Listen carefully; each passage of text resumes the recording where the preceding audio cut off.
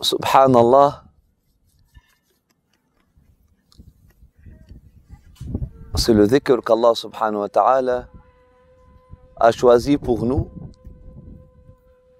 afin que ce soit le premier cri d'éveil. C'est l'exclamation, c'est lorsque la conscience de l'être humain se réveille et commence à ne plus voir les choses autour d'elle comme anodines ou comme légères. Subhanallah, c'est une exclamation d'éveil. On se réveille avec Subhanallah. On se réveille spirituellement avec Subhanallah. Lorsqu'on dit Subhanallah, on dit gloire à Dieu.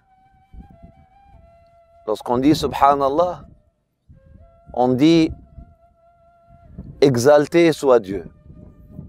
Lorsqu'on dit Subhanallah, on dit transcendant est-il Dieu. Lorsqu'on dit Subhanallah, on dit au-delà de notre imagination et la description de Dieu. Lorsqu'on dit Subhanallah, on dit au-delà des formes qu'on puisse imaginer réside Dieu. Lorsqu'on dit Subhanallah, au-delà de la limite de la conscience humaine la plus consciente, la plus intelligente, et la générosité de Dieu, et sont les attributs de Dieu. Subhanallah veut dire Dieu est au-delà. Mais avant tout, lorsqu'on dit Subhanallah, on dit c'est le wow du monde moderne. C'est le oh. C'est lorsque on commence de voir vraiment, lorsqu'on commence d'ouvrir nos yeux et on commence à voir autour de nous, c'est ça Subhanallah. C'est le cri d'éveil, c'est le cri de la naissance, c'est le cri de la naissance, de la renaissance. C'est pour ça que Allah subhanahu wa ta'ala a choisi ce terme-là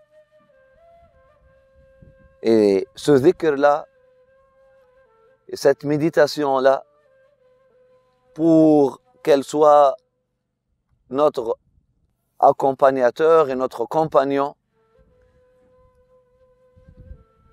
dans la salat, dans le ruku' comme dans le sujoud.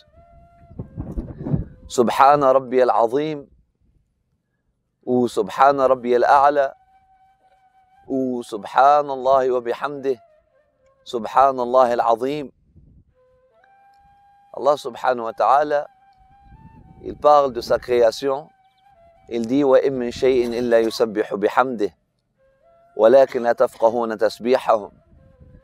Il n'y a pas une seule chose qui n'est pas en train de chanter les louanges d'Allah subhanahu wa ta'ala.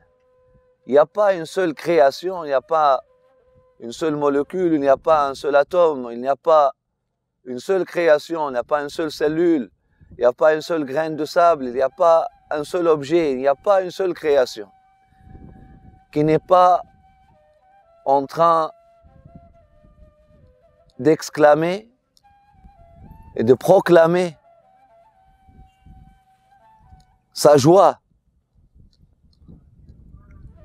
face à cette découverte, à cette découverte, à cet éveil, à ce réveil, à chaque fois qu'on découvre quelque chose qu'Allah subhanahu wa ta'ala nous surprend avec. Le monde de divin est certainement plein de surprises pour ceux qui sont conscients. Et il est anodin pour ceux qui sont endormis. حي على الفلاح